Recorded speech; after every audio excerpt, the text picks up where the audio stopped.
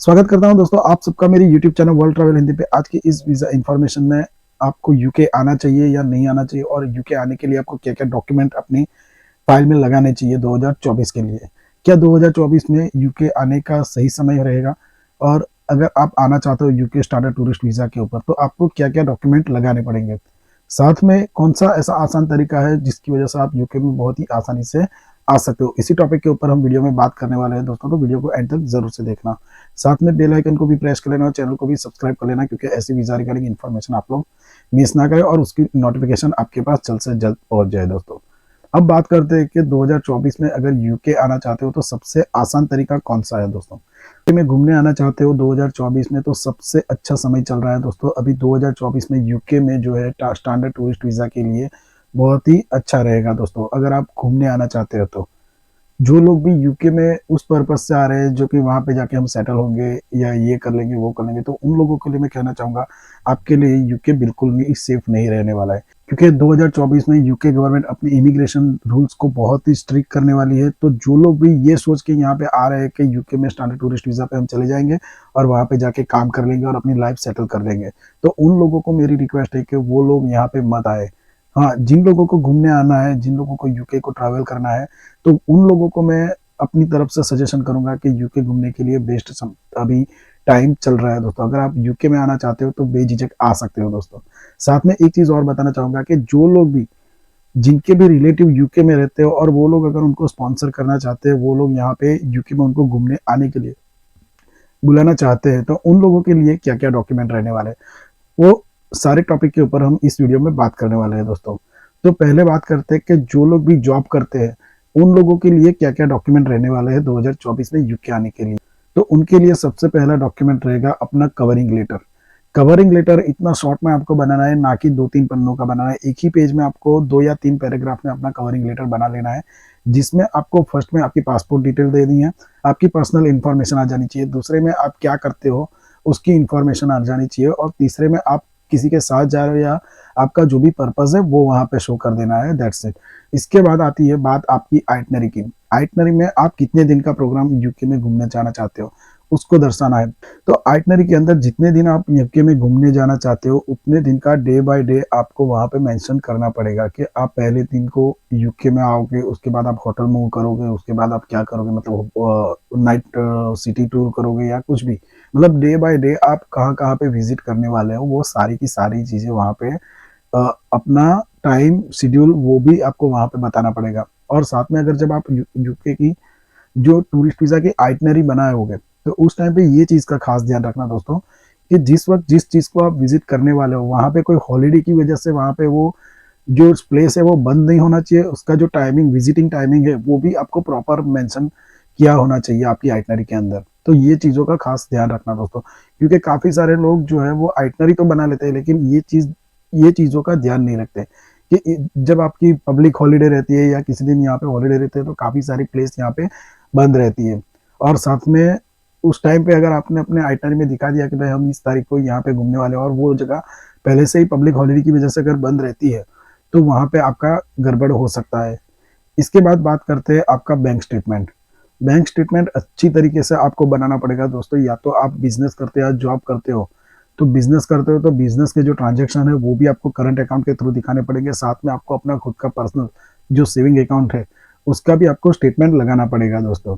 जो लोग जॉब करते हो तो जो लोग करते हैं उनके लिए मैं कहना चाहूँगा कि आप लोगों को आपका जो अकाउंट में सैलरी आता है, उसको अच्छी तरीके से मेंटेन करना पड़ेगा दोस्तों। साथ में आप अपनी वाइफ का या अपने फैमिली जो मेंबर है जिसके आप ऊपर आप डिपेंडेंट हो, तो उनका भी बैंक स्टेटमेंट आप लगा सकते हो दोस्तों। लेकिन उनके अंदर अगर आप सिंगल में ट्रैवल कर रहे हो तो आपको कम से कम 7 से 8 लाख रुपए का बैलेंस दिखाना पड़ेगा, और अगर आप फैमिली के साथ ट्रैवल कर रहे हो, तो उसके हिसाब से आपको बैलेंस दिखाना पड़ सकता है दोस्तों। आप जब भी यूके में घूमने आना चाहते हो तो आपका जो पर्पज़ है, वो 10 से 12 दिन से ज़्यादा का आपको दिखाना नहीं रहेगा दोस्तों। अगर 10 से 12 दिन से ज़्यादा आप दिखाते हो, तो वहाँ पे कुछ ना कुछ मतलब उन लोगों को शक पड़ जाता है कि आपके पास फंड्स इतने हैं, आपको लीव इतने दिन की मिली है और आप विज़िट इतने दिन के कर रहे हो। तो यहाँ पे कुछ ना कुछ मिसमैचिंग हो जाता है, जिसकी वजह से वीज़ा रिफ्यूज़ल होने के चांसेस सबसे ज़्यादा रहते हैं। और साथ में आपके एक्सपेंस भी वहाँ पे शो करने पड़ेंगे। तो यूके में अगर आप आ रहे हो तो अभी के सिनेरियो में अभी आप पर डे यूके में रहना चाहते हो, तो और विजिटर पे आ रहे हो तो होटल का, ट्रांसपोर्टेशन का और जो प्लेस आप विजिट कर रहे हो वो सबका मिला के पर डे आपको 150 पाउंड आपको गिन के चलना रहेगा। तो मान लो आप 10 दिन के लिए आ रहे हो तो आपको 1500 पाउंड का सिर्फ और सिर्फ यूके का आपको एक्सपेंस दिखाना पड़ेगा। उसके अलावा आपको अपनी ट्रैवल टिकट का जो खर्चा है वो भी अलग से दिखाना पड़ सकता है। तो ये सारे के सारे काउंट करके आपको आपका बैंक बैलेंस दिखाना पड़ सकता है दोस्तों। जो लोग बिजनेस कर रहे हैं तो बिजनेस करने वालों लोगों को अपना आइटनरी मतलब अपना जो बैंक स्टेटमेंट है वो भी दिखाना पड़ेगा। करंट अकाउंट का जो बैंक स्टेटमेंट है वो भी आपको लगानी पड़ेगी। साथ में आपके जीएसटी नंबर या आपका बिजनेस का जो रजिस्ट्रेशन है वो सारे के सारे डॉक्यूमेंट आपको लगाने पड़ेंगे। और जो लोग भी यूके टूरिस्ट वीजा अप्लाई करते हैं उन लोगों को मैं एक खास रिक्वेस्ट करना चाहूँगा कि चाहे आपके पास बैंक में बैलेंस काफ़ी सारे अच्छे हो लेकिन साथ में अपने इंडियाज में टाइज बहुत ही मजबूत बताना दोस्तों कि आपके ऊपर इतने लोग डिपेंडेंट है, वो यहाँ पे इंडिया में है, मैं इतने दिन के लिए घूमने जाना चाहता हूँ तो इतने दिन घूम के वापस उन लोगों की वजह से भी मुझे इंडिया में वापस आना पड़ सकता है, या तो आप अपनी होम कंट्री में वापस आना ही पड़ेगा आपको। तो ये सारा का सारा जो रीजन रहेगा वो आपको कहीं ना कहीं वीज़ा दिलाने में बहुत ही हेल्प करेगा। साथ में आपकी जो प्रॉपर्टी है, आपकी जो अगर आपने कहीं पे इन्वेस्ट करके रखा है तो वो सारे के सारे डॉक्यूमेंट वहाँ पे आप शो करना, अपनी फाइल के अंदर वो डॉक्यूमेंट लगाने पड़ेंगे। उसके बाद बात करते हैं जो लोग स्पॉन्सर के थ्रू इंडिया से यूके आना चाहते हैं। अभी काफ़ी सारे लोग ये सोच लेते हैं कि हमारे तो वहाँ से स्पॉन्सर आ रहा है तो हमें इंडिया से फाइनेंशियल डॉक्यूमेंट लगाने पड़ेंगे या नहीं लगाने पड़ेंगे। जी हाँ दोस्तों, यूके में अगर आप आना चाहते हो तो चाहे आपके यूके में जो भी रिलेटिव्स रहते हैं वो यहाँ पे यूके में वो अच्छी खासी वेल्थ भी अचीव करते हैं तो भी अगर वो लोग भी आपको सारा का सारा खर्चा आपका दिखाते हैं यूके में आने के लिए, लेकिन फिर भी आपको होम कंट्री में अपना जो टाइज है वो आपको मजबूत दिखाना पड़ेगा। वहाँ पे भी आपको फाइनेंशियल जो डॉक्यूमेंट है वो भी आपको अपनी फाइल में लगाने पड़ेंगे। चाहे यूके वाला बंदा जो भी हो, मतलब आपके रिलेटिव्स या आपके फ्रेंड्स या कोई भी हो आपको स्पॉन्सर कर रहा है कि भाई इस बंदे को मैं यूके में बुलाना चाहता हूँ, उसका घूमने आने पीने जाने खाने का सबका सब खर्चा मैं प्रोवाइड करने वाला हूँ, फिर भी आपको इंडिया में या तो अपनी होम कंट्री में अपने अकाउंट में और अपनी फैमिली के अकाउंट में भी अच्छे खासे फंड्स दिखाने पड़ेंगे। क्योंकि ये लोग ये सोचते हैं कि अगर आप जब आप अपनी प्रोफाइल वहाँ पे चेक करते हैं इमिग्रेशन में तो वो लोग यही सोचते हैं कि आपको आने जाने का खर्चा तो ये लोग दे रहे हैं, लेकिन अपनी होम कंट्री में आप इतने दिन अगर आप जॉब नहीं करते, नहीं जॉब नहीं करोगे या कुछ भी नहीं करोगे तो आपकी फैमिली कैसे सर्वाइव करेगी। तो उसकी वजह से भी आपको अपने फाइनेंशियल डॉक्यूमेंट जो है वो स्ट्राइट दिखाने पड़ेंगे और साथ में आपको अपनी होम कंट्री में वापस जाने का भी रीज़न वहाँ पे प्रॉपरली दिखाना पड़ेगा दोस्तों। अपनी फैमिली के मेंबर है, मतलब आपके ऊपर कौन कौन डिपेंडेंट है तो वो सारा का सारा आपको दिखाना पड़ेगा। इसके अलावा जो लोग बिजनेस करते हैं, जॉब करते हैं या कोई भी मतलब फार्मिंग भी करता है या कोई शॉपकीपर है, कुछ भी कर रहा है और वो लोग टूरिस्ट वीज़ा पे आना चाहते हैं तो उन लोगों को ये सारे डॉक्यूमेंट तो लगाने ही पड़ेंगे। साथ में अगर आपकी कोई अदर इनकम है, मतलब आप कुछ भी अपनी जॉब बिजनेस या कुछ भी इसके अलावा भी आप अगर किसी तरीके से इनकम अगर आपके घर में आती है तो उसके भी डॉक्यूमेंट आप वहाँ पे लगाइए। जैसे कि आपकी कोई फार्मिंग है, फार्मिंग के तो फार्मिंग के डॉक्यूमेंट लगाइए, फार्मिंग के कुछ बिल्स लगा दीजिए। उसके बाद जो लोग जॉब बिजनेस करते हैं, मतलब ट्रेडिंग करते हैं, जो लोग इन्वेस्टमेंट करते हैं, जो शेयर मार्केट में अगर आप इन्वेस्ट कर रहे हो तो उसकी भी होल्डिंग्स का जो प्रॉफिट लॉस का रिपोर्ट आता है वो भी आप लगा सकते हो। और इस तरह से अगर आप फाइल अपनी प्रोफाइल को तैयार करोगे तो 110% आपको वीज़ा मिल जाएगा। एक बार फिर से रिपीट कर लेता हूँ दोस्तों कि यूके स्टैंडर्ड टूरिस्ट वीज़ा पे आपको क्या क्या डॉक्यूमेंट लगने वाले हैं। सबसे पहला रहेगा आपका पासपोर्ट जिसकी वैलिडिटी 6 महीने से ज़्यादा की होनी चाहिए। दूसरे नंबर पे आपका कवरिंग लेटर, तीसरे नंबर पे आपका आइटनरी, चौथे नंबर पे ट्रैवल इंश्योरेंस, पांचवें नंबर पे आपका बैंक स्टेटमेंट जो कि 6 महीने का होना चाहिए। अगर बिजनेस करते हो तो करंट अकाउंट का स्टेटमेंट, अपने बिजनेस डॉक्यूमेंटेशन, बिजनेस के जो भी डॉक्यूमेंट्स है मतलब रजिस्ट्रेशन और वो सारे के सारे डॉक्यूमेंट।